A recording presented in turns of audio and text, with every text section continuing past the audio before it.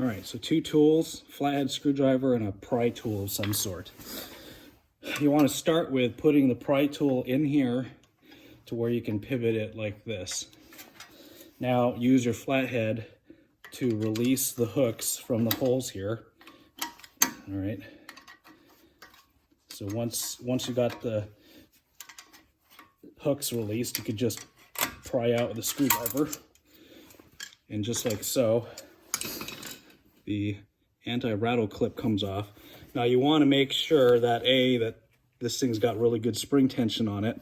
If not, you'll need to replace it. Genuine Ford part. These hooks here,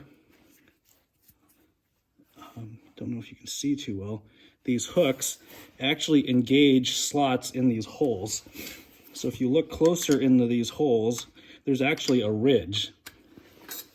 There's definitely a ridge in here that the hooks engage.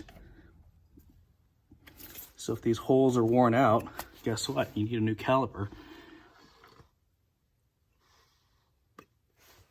Yeah, it's really hard to tell on the camera, but that's not a smooth hole. There's actually a little ridge in there that catches the anti-rattle clip. So to put it back on, I usually just start with this guy right here, hook the top one, and then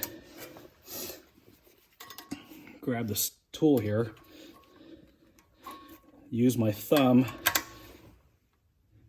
hopefully you can see that, and you should be able to pull back on here without having this clip come off. You want to make sure that these ears are on this side of the caliper bracket. If they're on this side, you've done it wrong. They have to be pushing up against here. But as you can see here, I'm pulling on it pretty good.